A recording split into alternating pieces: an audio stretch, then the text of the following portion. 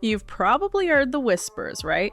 The wild Reddit threads, the cryptic TikToks, all hinting something about Prince's death just didn't sit right. But this time, it's not just talk. Because now, according to new leaks and eyewitness reports, federal investigators might have just stumbled on something explosive.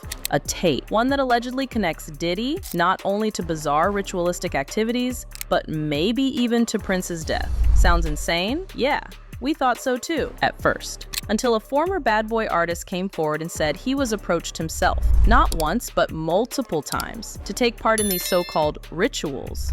Illuminati is real, 100%. Trust me, I know. You hear me? I have been approached so many times. And that changes everything. He called it the powers and said flat out, they exist. For a long time, people just chalked this up to conspiracy. They called it paranoia, internet delusion. But when you follow the trail, the same names, the same behaviors, and the same kind of secrecy keep popping up. And now it's pointing straight to one of music's most beloved legends, Prince. Because here's what's coming out. A tape reportedly found by the feds allegedly shows Diddy involved in events that connect directly to Prince's final days. That alone would be disturbing. But when you zoom out, it gets even darker. Because this isn't just about Prince, or one night or one party. Insiders claim this is tied to a pattern. A set of bizarre gatherings, often hosted by elite artists, that have been described as less parties and more like rituals. We're talking about the infamous freak-off nights. According to those close to the scene, these weren't just wild celebrity after-parties. They were staged with intent, with contracts, with witnesses, and with rules that sound more like a cult than a music event. I'm gonna go ahead and say it. The freak-offs were not simply about sexual deviants attempting to fulfill their disgusting and filthy sexual desires, or even simply taking advantage of others who they deemed as lesser than them or poorer than them in order to fulfill their sexual lusts. It had everything to do with satanic ritual abuse. But it's not just rumors anymore. One woman, Allison Carter, turned over an affidavit to the FBI. She claims she saw everything: fetish activities, trance-like possession, and celebrities losing control once the music and lights started. Carter says attendees signed NDA-style contracts swearing they'd never speak about what they saw. Violating that agreement, according to her, meant more than just legal trouble. Celebrities that are a constant visit, and when they're a constant visit, these celebrities have a contract with the Playboy, depending on what location they're at. Either way it goes, but especially when they're a known celebrity, they have contracts. So it kind of keeps them safe. If there's a Playboy bunny that leaves, they're not allowed to tell who they had sex with, who was there, who was a frequent bunny, who was a member, or a frequent John, and who was a member. You're not allowed to. Technically, when you work at the Playboy. And here's where it gets chilling. There are claims that one of these freak-off events was hosted at Prince's own home. The first Diddy party I went to was at Prince's house. So you want to go to Prince's house to the Diddy party where Tyrese is performing and Demi Moore and Ashton Kutcher are swinging on swing. If that's true, the question becomes, was Prince a participant, or was he there for something else entirely? Because what we're hearing next might flip everything upside down. So let's go back to the freak-off parties. Because if you thought they were just celebrity sex parties, think again. Insiders now claim these gatherings were drenched in something darker. Less Hollywood glamour, more ritualistic chaos. According to eyewitnesses, the energy at these events wasn't just wild, it was unholy. One witness, Allison Carter, turned over a signed affidavit to federal agents. In her own words, when the music dropped and the lights began flashing, people didn't just dance, they transformed. She said it felt like possession, like something took over the room. But Carter didn't stop there. She revealed that everyone who entered these parties signed ironclad contracts. No phones, no leaks, no exceptions. If you talk, your career, or worse, could be over. There are celebrities that are a constant visit, and when they're a constant visit, Which brings us to the real bombshell, Prince. Because according to multiple sources, one of these parties was allegedly hosted at his home. First Diddy party I went to was at Prince's house. So you want to go to Prince's house to the Diddy party where Tyrese is performing and Demi Moore and Ashton Kutcher are swinging on swing. Now, people are asking, was Prince just a host? Or was he trying to learn something? Was he playing along? Or was he documenting what he saw? The theory gaining steam right now is that Prince wasn't just another celebrity guest. He was there for a reason, to investigate, to spy.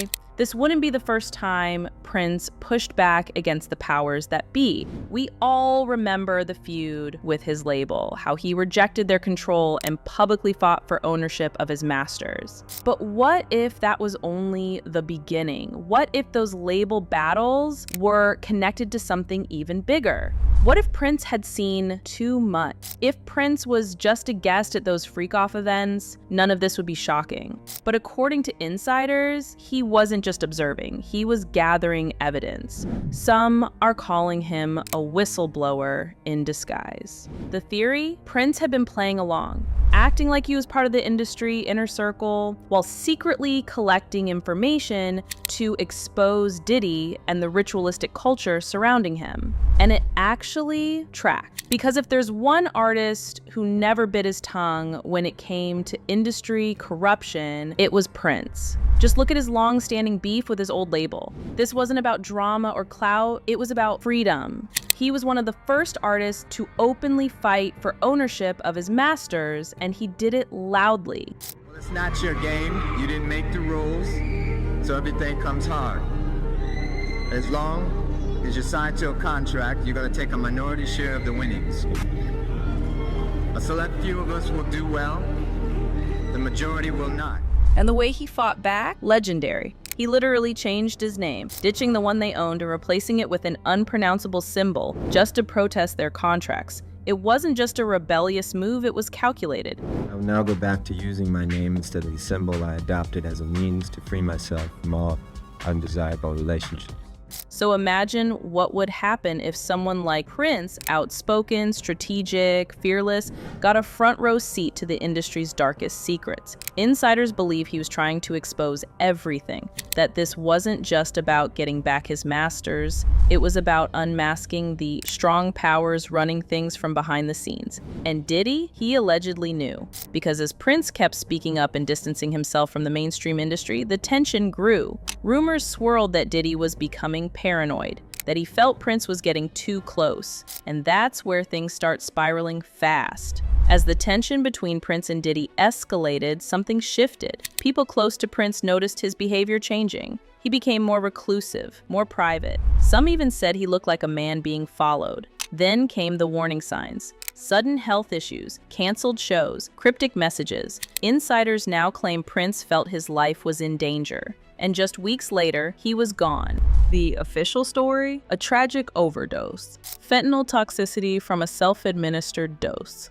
The media called it accidental, but to the people who knew him, it didn't make sense. Prince was meticulous about his health. He didn't drink, he meditated, he stayed away from hard drugs and fast living. Even the CEO of his label said on record, Prince never touched that kind of stuff. He was really health conscious. He was a vegan. He didn't abuse alcohol. I didn't know of him abusing drugs. He worked out, so, that also really concerned me because it made me think that, wow, so you mean you do all these things to take care of yourself and you die so young? It really that's what's so frightening to many people. It's so frightening.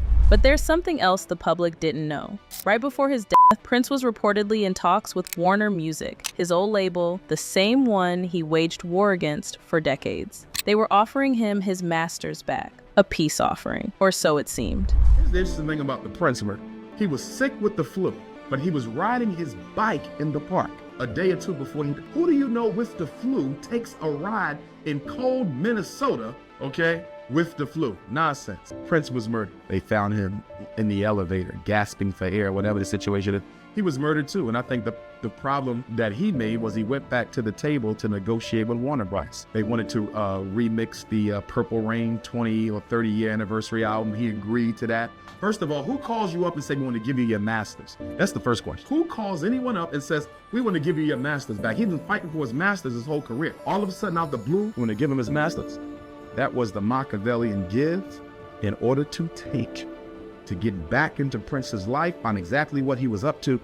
Here's the twist. At the same time, Diddy was allegedly inking a secret contract with Warner, a joint partnership deal. So let's do the math. Prince is about to go public with everything he knows. He's been inside the freak-off circle, he talked, he's recorded, he's threatened the industry status quo. Suddenly, Warner offers him his masters, right as Diddy partners with them behind closed doors. Weeks later, Prince dies of a mysterious overdose. Coincidence or a power play? All signs point to something bigger. Prince gets close to exposing Diddy, he reconnects with Warner, Diddy signs with them too. Weeks later, Prince is dead. Was it coincidence or cleanup? Because the ritual rumors, the contract silences, the tapes, they all line up with one outcome. Prince knew too much, and someone made sure he wouldn't speak again.